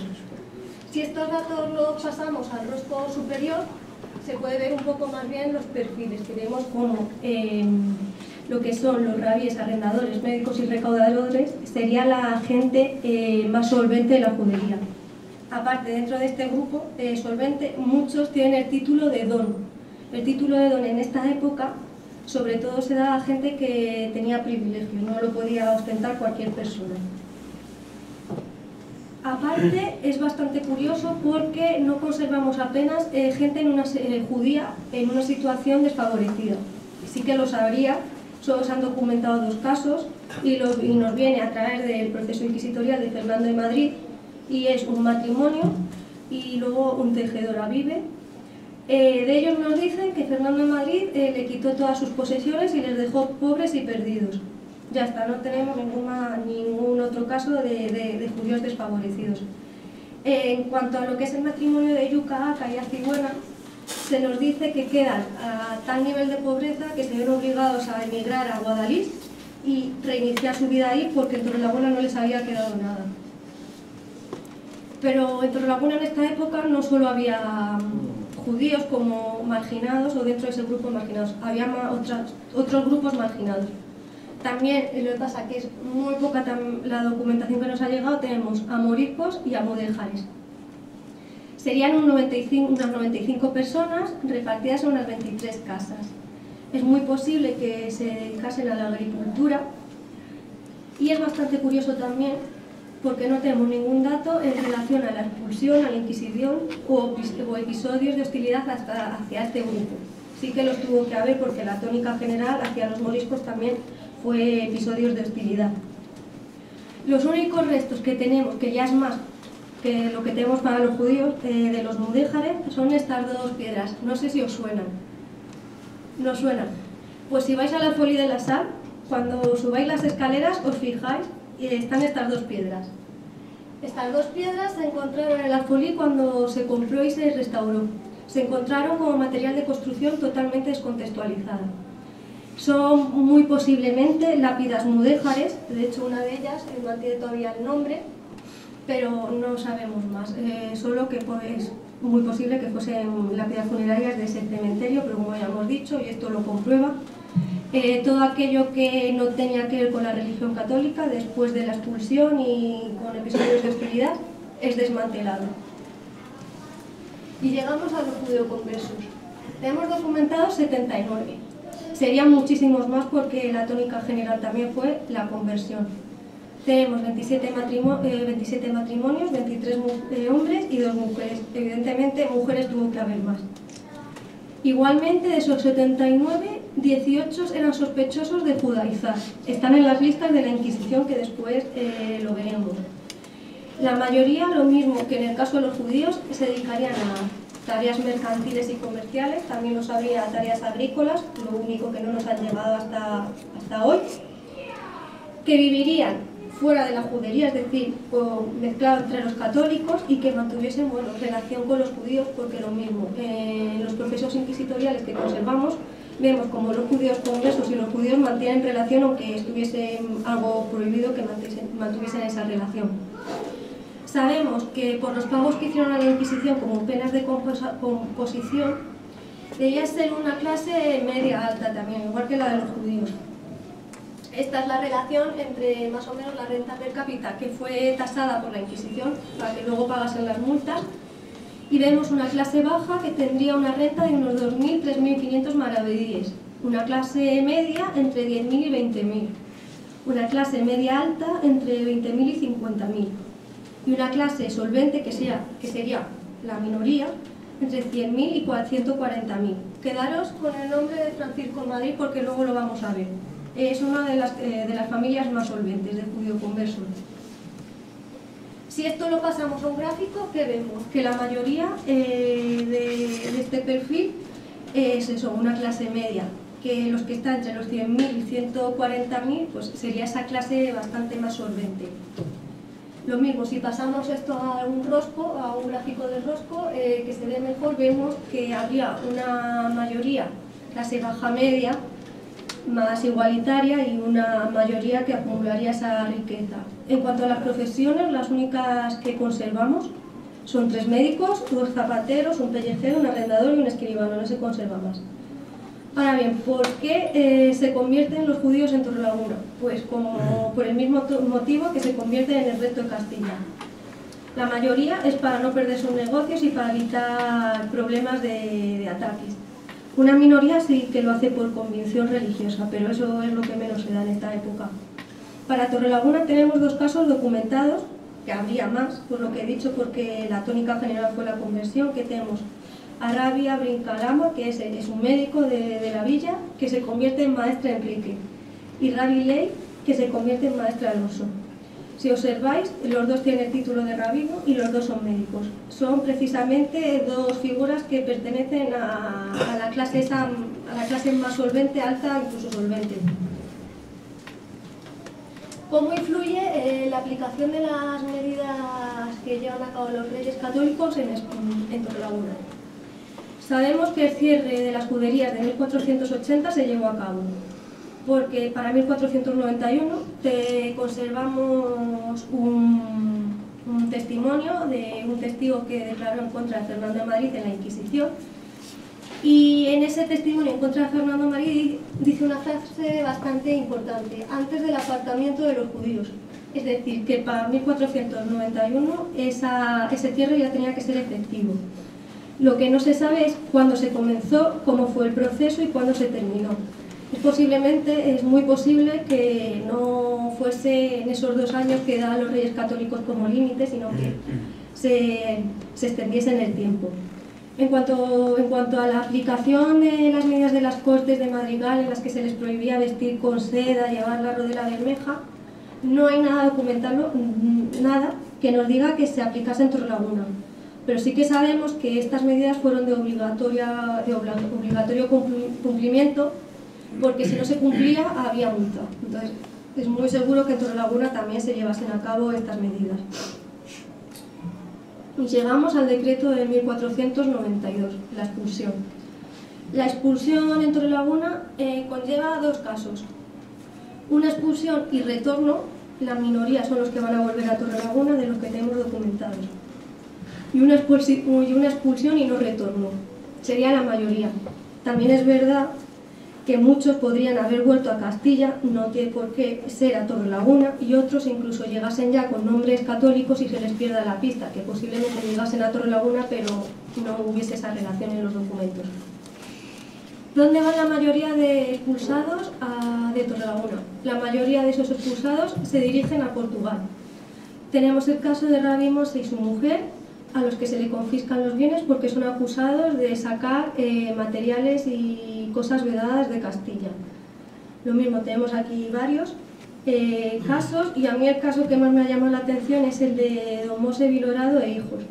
Se nos dice que salieron de Torrelaguna, que ya a 10 kilómetros de la frontera con la corona de Portugal les paran, hay que tener también mala suerte.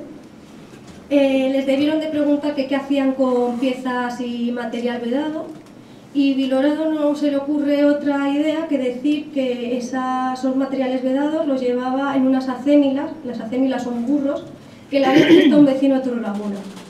Y el hombre pues dice el nombre, Antonio Cifuentes. ¿Qué pasa en este momento? Que automáticamente la corona de Castilla se pone en contacto con Antonio Cifuentes y, ¿qué hemos dicho? Está prohibido ayudar a los judíos. ¿Qué hace la corona de Castilla? Le multa con 112 reales. A Cifuentes no le debió hacer mucha gracia esta multa, porque está documentado que varias veces fue a reclamar y a pedir que se le devolviesen esos 112 reales porque él no le había dejado a esos burros. Después de insistir varias veces, se nos dice que esos 112 reales al final se le devuelven porque consigue demostrar que era un invento de este hombre de Vilorado. Luego tenemos un único caso que se da en Marruecos, que es el caso de Rabí Abraham Kalama, que es uno de los que volverá convertidos, y su familia. Sabemos que este matrimonio primero estaría en Portugal y luego llegaría a Marruecos. Se nos dice que fueron bastante maltratados en esta zona y quizás ese fue su motivo por el que decidieran volver a Torrelaguna. Como hemos dicho, en noviembre llega la carta de seguro, por la cual los expulsados podían volver siempre y cuando llegasen convertidos. En Torrelaguna tenemos 3 casos de retornados, que llegan casi todos, bueno, casi todos, no, todos de Portugal. El primero es de Rabi Ley y su mujer. Sabemos que llegan en el 1494 convertido en maestre Alonso. ¿Y qué hace? Lo primero que hacen al llegar a Torrelaguna es reclamar los bienes que habían mal vendido a 4 vecinos de Torrelaguna.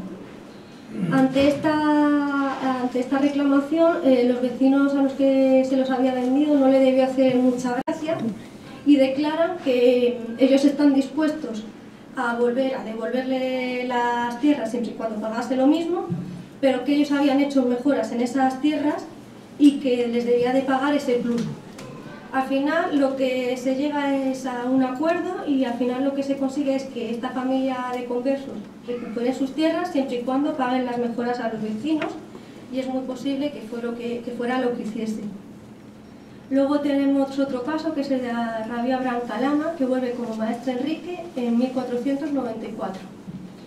Lo primero que hacen también es su mujer reclamar las viñas y tierras que había mal vendido. Su marido, Enrique, lo mismo, reclamar tierras que habían sido entregadas a Juan de Vitoria, un criado del cardenal. El cardenal no es Cisneros, es Pedro de Mendoza. ¿Qué pasa en este momento? Que sí, que se acepta que compre esas tierras por el mismo precio que le había vendido, pero a ello se le suma que antes de irse a Torrelaguna tenía deudas. Se le dice que si quiere llegar a obtener sus antiguas tierras, que primero tiene que pagar las deudas.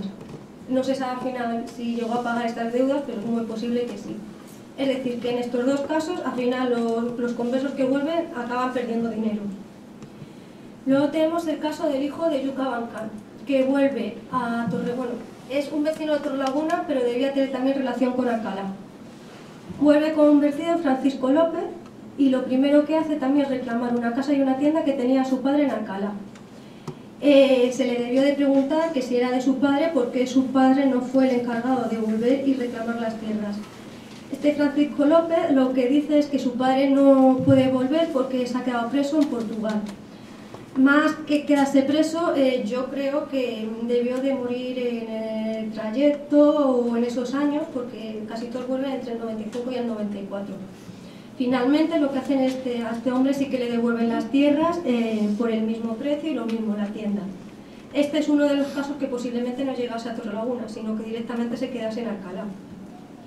¿Por qué volvieron?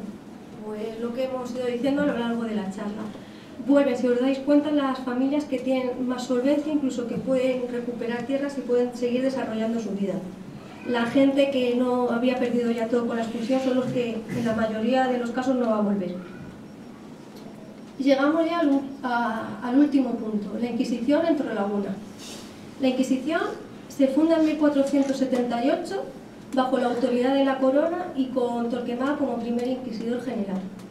Para la Inquisición, Henry Kamen diferencia dos etapas. Una primera, que es la actuación de la Inquisición sobre los judeoconversos, y una segunda, que es la actuación de la Inquisición hacia los protestantes y moriscos. A lo largo de toda su historia, la Inquisición va a ser un instrumento al servicio de la corona y en muy pocos aspectos bajo la aprobación del papado. Lo que vemos aquí abajo es el escudo de la Inquisición, que es bastante ilustrativo. La espada simboliza el trato a los herejes, ya nos está diciendo un poco los objetivos de la Inquisición. La rama de olivo es la reconciliación con los arrepentidos, y luego lo que es la leyenda que gira alrededor del escudo es un fragmento, un salmo que está en latín, pero lo que viene a decir es alzate, oh Dios, a defender tu causa. Y ahora os voy a poner otro vídeo también de la serie Isabel, que hace alusión a la Inquisición.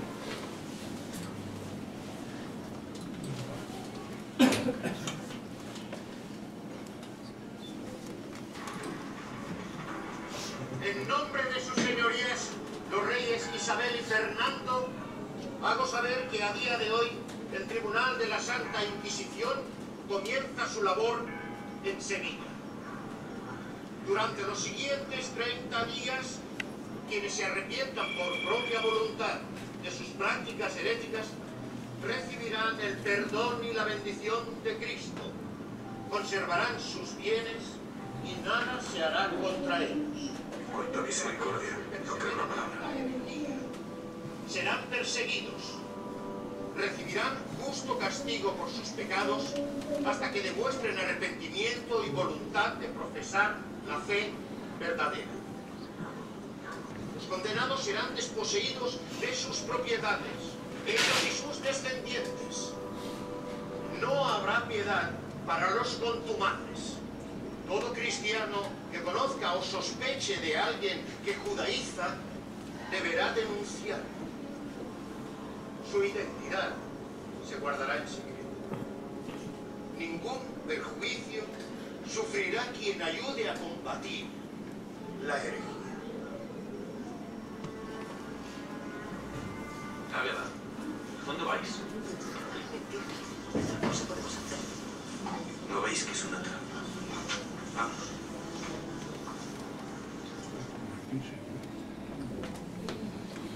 Lo que sale en este vídeo es la lectura de la edictografía, que ahora explicaré lo que es, pero sí es bastante ilustrativo. No sé si os sonará dónde está grabado, es Torrelaguna, precisamente es la plaza, la plaza de Torrelaguna. Hay un error, y es el que sale leyendo la edictografía es Torquemada. Torquemada es el inquisidor general. Los que leían en la edictografía no eran los inquisidores generales, eran inquisidores de a pie. Es decir, el inquisidor general estaba para otras cosas. ¿Cómo se organizaba la Inquisición? A la cabeza de todo estaba el rey y el papa, seguido el inquisidor general. El inquisidor general era designado por el rey siempre bajo la aprobación del papa. Seguidamente estaría el Consejo Supremo, que era presidido por el Inquisidor General y formado por 6 miembros elegidos por el rey. A lo largo de la historia estos miembros van a ir aumentando y el Inquisidor General va a ir perdiendo poder. ¿A qué se dedicaba este consejo? Pues se reunía diariamente, por la mañana y por la tarde, y por la mañana solían tratar cuestiones de fe, más cuestiones teológicas, y por la tarde trataban un poco de todo lo que eran los procesos de sodomía, hechicería, adivinación, todo tipo de herejías. Y finalmente estarían los tribunales de la Inquisición, que eran realmente los que trabajaban y los que se dedicaban a combatir la herejía. Hasta 1495 era una sede que era movible, se iba moviendo en función de donde irían saliendo esos focos de herejes. A partir de 1495, como hemos dicho, la sede a la que pertenecería Torrelaguna es Toledo. Estos tribunales estaban formados por 2 inquisidores, un teólogo y un jurista, un alguacil y un fiscal.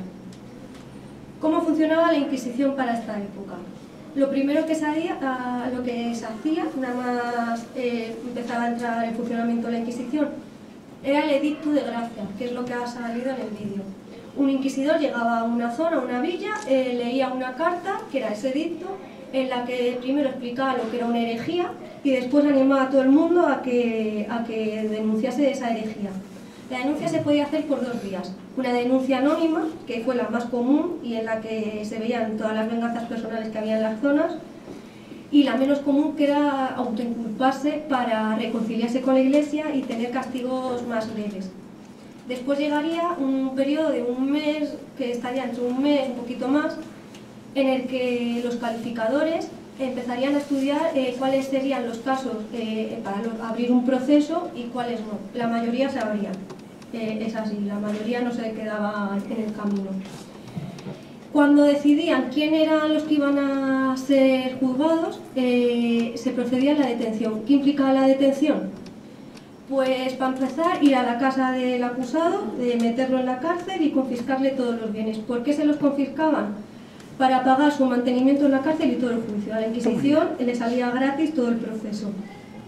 Después, una vez que estaba en la cárcel, se comenzaba la instrucción del acusado. ¿En qué consistía la instrucción? Mediante interrogatorio o tortura, un poco se animaba al acusado a demostrar su inocencia. Eso era la teoría. En la práctica lo que hacían era que la gente reconociese su culpabilidad. También en este momento, en lo que es la instrucción, se empiezan a buscar los testigos para que declaren en contra del acusado. Y finalmente el cuarto paso sería el veredicto. Había varios tipos de veredictos. Absuelto, proceso suspendido y bajo sospecha serían los menos comunes. Penitenciado y reconciliado son los más comunes. Esto se hacía mediante el auto de fe. El auto de fe era una ceremonia pública en la que el acusado salía desde la cárcel encima de un burro con el San Benito, sería sometido a humillación, llegaría a la plaza y ahí se le leería su veredicto, que sería pues eso, penitenciado o reconciliado. ¿En qué consistían esos castigos? Pues podía ir desde multas, más o menos dependiendo de a lo que fuese el castigo o a lo que fuese esa herejía en función de la gravedad. Podía ser confiscación de bienes, prohibición de ostentar cargos públicos en varias generaciones, como hemos dicho, la cárcel, o castigos físicos más leves, que eran, por ejemplo, los latigazos, eran los más comunes. Y el último veredicto, que no fue el más común, aunque la leyenda diga que aquí quemábamos a todo el mundo, no fue así. Sí que se quemó bastante gente, pero no tanto como se suele decir en la literatura inglesa. Sería relajación o muerte en la hoguera o muerte en efigie. ¿Qué casos tenemos de Inquisición en Torrelaguna para esta época? Tenemos varios, aunque posiblemente también hubiese más. Tenemos 4 vecinos de Torrelaguna que aparecen nombrados en el proceso de Diego Acosta, un vecino de Uceda. ¿Quiénes son? Se nos habla de 3 hermanos de Diego Aguilar. 2 de ellos acaban quemados y 1 reconciliado. Diego Aguilar, otro de los hermanos, queda bajo sospecha. Como hemos dicho, este es el caso menos común. ¿Qué hace Diego Aguilar? Se va de Torrelaguna hacia Portugal. Lo que nos dice el texto, que es por vergüenza de que había sido señalado, más bien fue por miedo. ¿Por qué? Porque una vez que quedaba bajo sospecha de la Inquisición, cada X tiempo la Inquisición volvía y examinaba si seguía siendo un buen cristiano. Si veía cualquier cosa que delatase una posible herejía, volvía a abrirte el proceso y la mayoría de las veces cuando te abrían un segundo proceso acababas en la hoguera. Mucha gente, para evitar eso, se iba. Otro que tenemos documentado es Jorge, un zapatero, que también que es preso y reconciliado. Tenemos un individuo que no se nos dice el nombre, que aparece en el proceso de Juan Álvarez, en Buitrago, que se nos dice que es de Torrelaguna, que acaba reconciliado, pero que se va también. Y los más comunes que tenemos para Torrelaguna son 18 personas acusadas de judaizar. Estas 18 personas lo que hicieron fue, la multa que les dio para reconciliarse fue pagar la multa de composición para conmutar las penas. No sabemos si aparte de esa multa algunos acabarían en la cárcel llevando el San Benito, porque San Benito, ahora lo explicaré, porque hay diferentes tipos de San Benito, implicaba llevarlo públicamente varios años hasta que la Inquisición lo dijera, para someter a la gente, a los judíos, bueno, en este caso a los judíos conversos, a humillación. Esta es la lista de los judíos conversos y lo que tuvieron que pagar en función a lo que fueron acusados, que van desde los 100 maravedíes hasta los 4.000. Para que lo entendamos mejor, vemos este gráfico, vemos que la mayoría pagan unos 900 maravedíes, es decir, que las multas no fueron muy grandes. Si es verdad que tenemos varias personas con 3.000 y 4.000 maravedíes, que estos posiblemente se les añadiesen más castigos de los que hemos estado hablando anteriormente. Lo que a mí me ha llamado bastante la atención de esta lista es que muchas son mujeres, incluso había niños, porque en muchos casos, a ver si lo vemos, en este cuadro no, pero sí es verdad que he leído que en muchos casos se dicen los hijos, mira, en el caso número 2 y 3, exactamente, hijos menores, es decir, niños. Yo no tenía entendido que la Inquisición actuase también sobre niños, pero debe ser que sí, en esas acusaciones que aludían a varias generaciones. Y llegamos al último caso, que es el de la familia Madrid, que es una familia que estuvo bajo sospecha durante 2 generaciones y la Inquisición casi termina con ellos. Tenemos que primero el padre de familia, Fernán González de Madrid, es acusado de relajación y es quemado. ¿Qué implica esto? Que toda su familia se queda bajo sospecha. Y efectivamente, años después, tenemos que 3 de sus hijos son juzgados por la Inquisición. Tenemos a Pedro González y a Francisco de Madrid, que son acusados de herética pravedad. ¿Qué implica esto? Confiscación de bienes, multa de composición. Y luego, por otro lado, también se recoge a Francisco de Madrid la prohibición de ostentar cargos públicos en 2 generaciones. Sí es verdad que también se dice que luego esa última, la de cargos públicos, es levantada. Y el caso de Fernando Madrid es otro de los hijos, que es el caso más documentado. Sí es verdad que hay fragmentos totalmente dispersos y entonces un poco lo que yo he hecho es un poco intentar reconstruir cómo pudo ser ese proceso inquisitorial hacia Fernando. Lo que tenemos es este fragmento en la parte superior, que es la acusación del procurador fiscal, un inquisidor. Sabemos que el procurador fiscal no es el que denunciaba ni hacía la acusación, es decir, hacía una acusación siempre y cuando hubiese una acusación previa. ¿Qué tenemos? Que esa acusación es anónima porque, como ya hemos visto en el vídeo, se mantiene el anonimato, pero es muy posible que fuese de un vecino de Torrelaguna y muy posiblemente fuese judío, porque lo que tenemos después es que todos los testigos que declaran en contra de Fernando Madrid son judíos, no hay ningún cristiano católico y ningún judío converso, son todos judíos. También nos está hablando que ya había también una relación entre judíos conversos y judíos, que no se había erradicado. El segundo paso sería la detención. Sabemos que fue detenido porque tenemos también documentados algunos de los testigos que declararon en contra. ¿Qué implica la detención? Pues que Fernando de Madrid sería detenido en 1491, que es cuando se le abre el proceso, y hasta 1492, que es cuando termina este proceso, es decir, estaría 1 año en la cárcel y ese año en la cárcel todos sus bienes estarían confiscados. Lo mismo, como ya he dicho, se conservan los testigos. Tenemos los testigos de abono, que son los aportados por el procurador fiscal, que son testigos en contra. Los testigos de las tachas, que son los testigos que, una vez que el acusado ha sido arrestado, la Inquisición le pide que elabore una lista de posibles enemigos. El acusado da esa lista y una vez que el procurador el inquisidor tiene esa lista, estudia cuáles pueden ser metidos en ese proceso inquisitorial como testigos del fiscal o cuáles pueden salir o erradica de ese proceso. La mayoría de los casos, los testigos de tachas son incluidos todos en el proceso. También tenemos, lo que pasa es que no se han conservado los nombres, testigos que declararon a su favor, que fue aquellos que buscaría el abogado Fernando de Madrid para demostrar que era buen cristiano. Si es verdad que en este caso los testigos de la defensa siempre son los menos, en cuantía son muy pocos. Este es el listado que tenemos. En total, entre los testigos del fiscal y los testigos de tachas, vemos que Fernando de Madrid tenía 20 enemigos. Son bastantes. ¿Qué pasa? Que en el 26 de abril de 1492 se le afina su acusación y es condenado por relajación y muerte en la hoguera. El problema es que en ese año Fernando de Madrid había muerto y se le había dado cristiana sepultura porque hasta el momento era cristiano. ¿Qué hace la Inquisición? Pues no hay problema, se saca el cuerpo y se quema públicamente. De hecho, se quema. ¿Por qué murió Fernando de Madrid? Yo creo que si durante ese año estuvo en la cárcel, sometido a interrogatorios, es muy posible que muriese por las condiciones o por el mismo trato que recibiría en la cárcel. Lo que sí sabemos, y está documentado, es que se sacó el cuerpo y se le quemó posiblemente en la plaza, que es donde se hacían los procesos, la lectura de la acusación. ¿Qué es lo que hay detrás de todo este proceso? Evidentemente hay enemistad y muchas venganzas privadas porque tiene 20 enemigos en total. Y es que, leyendo los testimonios, vemos que los Madrid no era una familia muy querida de Torrelaguna y en concreto por los judíos. Estas son las enemistades que he conseguido un poco extraer. Tenemos al hermano de Fernando de Madrid, Rodrigo. Este no tiene proceso inquisitorial, quedaría bajo sospecha.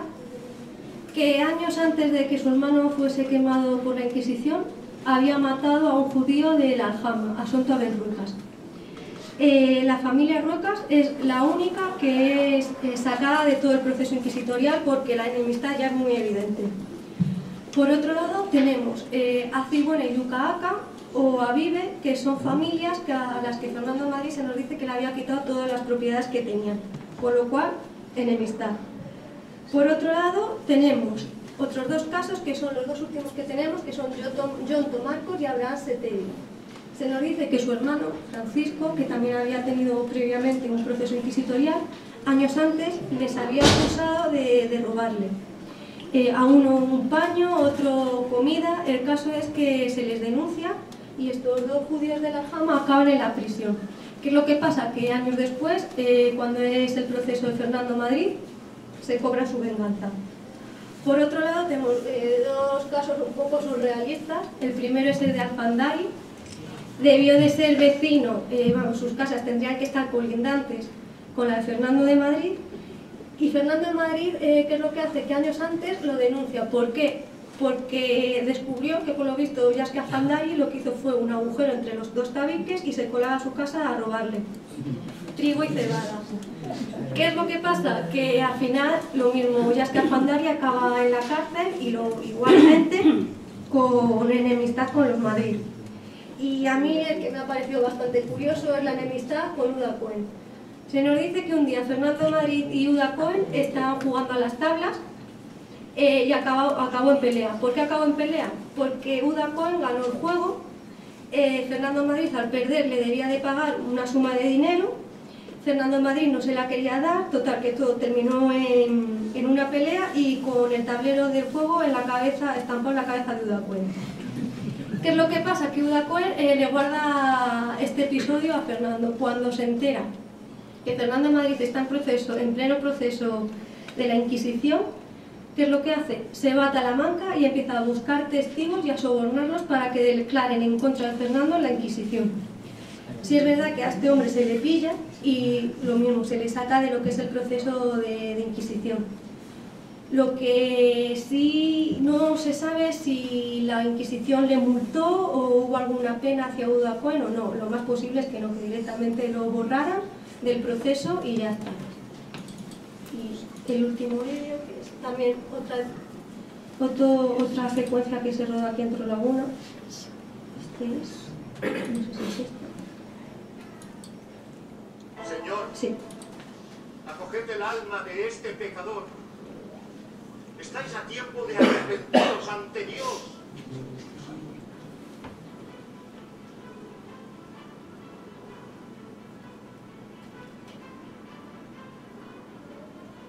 Sí, me arrepiento. Me arrepiento de haber sido cristiano y de haber confiado en la bondad de sus clérigos.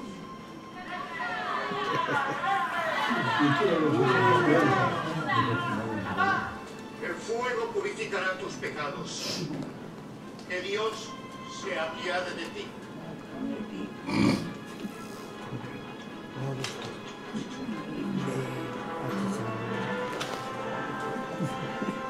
Malditos seáis. Vosotros sois los pecadores, los impíos. Dios os castigará.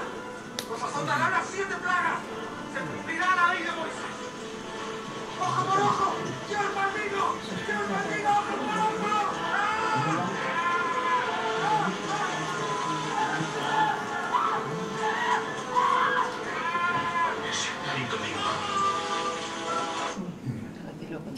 Esto más o menos lo que sería un proceso en Torrelaguna. Además, lo hicieron justo en donde es muy posible que se hiciesen los procesos en Torrelaguna. No sé si os habéis fijado, el judío que es quemado lleva una vestimenta, es el San Benito. ¿Os habéis fijado que es negro? ¿Por qué es negro? Porque aquellos que eran condenados a morir en la hoguera, el San Benito era negro, y si os habéis fijado tenía un dibujo de unas llamas hacia arriba. También, a veces incluso tenía motivos de serpientes, diablillos, haciendo alusión al infierno. Hay otro tipo de San Benito que era aquellos que eran reconciliados, eran los que tenían que llevarlo públicamente siempre que salieran. Ese San Benito era amarillo con unas cruces en rojo y las llamas hacia abajo. ¿Por qué hacia abajo? Porque eso simbolizaba que se habían librado de las llamas, de la hoguera.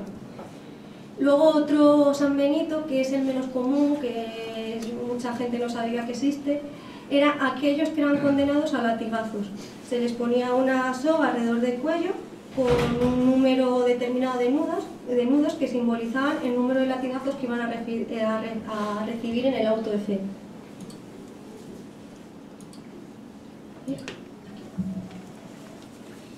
En conclusión, lo que tenemos para esta época son 28 casos de Inquisición en Torrelaguna. La mayoría, que son los que están en rosa, sería la multa de composición, lo que hemos visto esa multa. 4 quemados en la hoguera, 3 reconciliados. Estos serían más o menos por el desarrollo que tiene la Inquisición.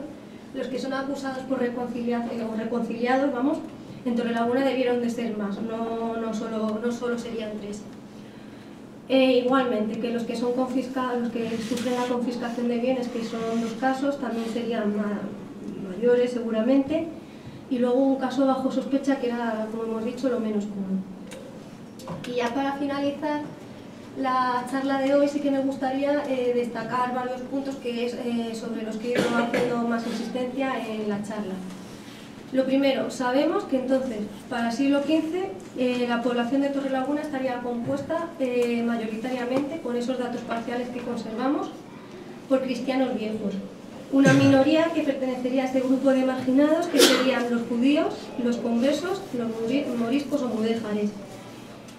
Por otro lado, sabemos que la judería evolucionó de forma muy positiva hasta el siglo XV, en el momento de la expulsión.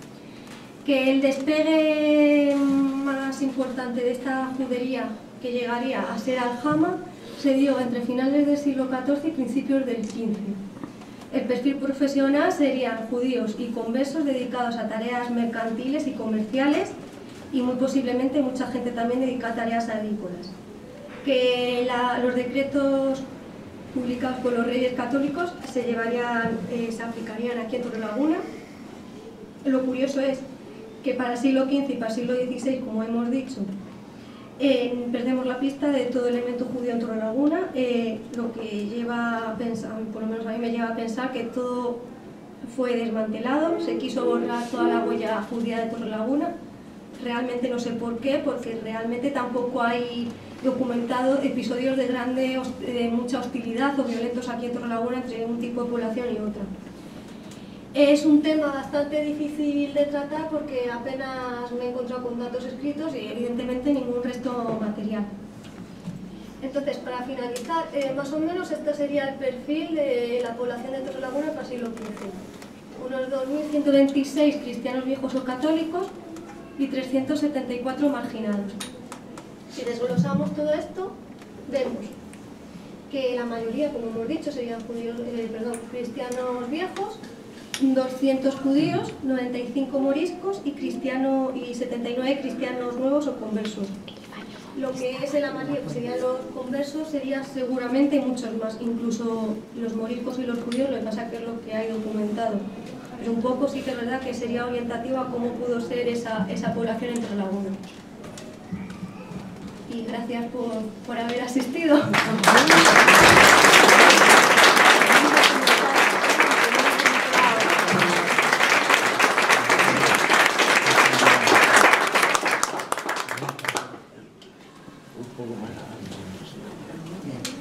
Si alguien tiene alguna pregunta, dime.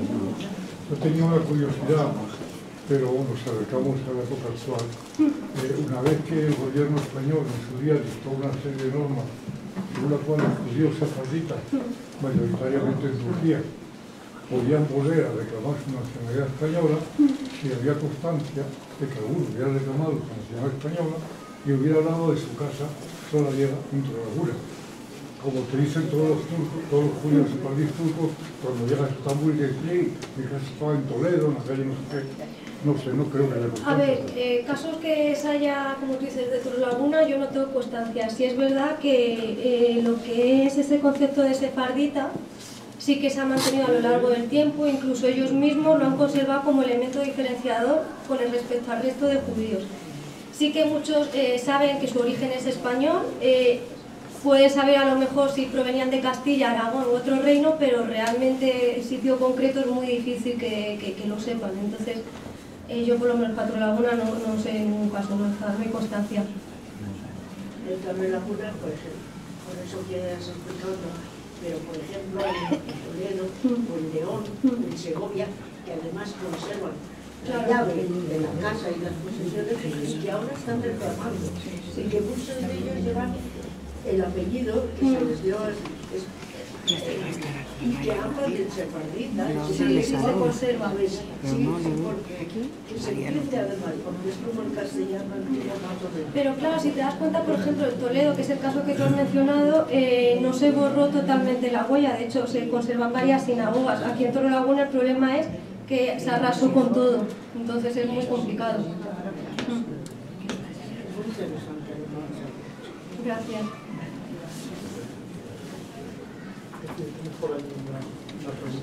Dime.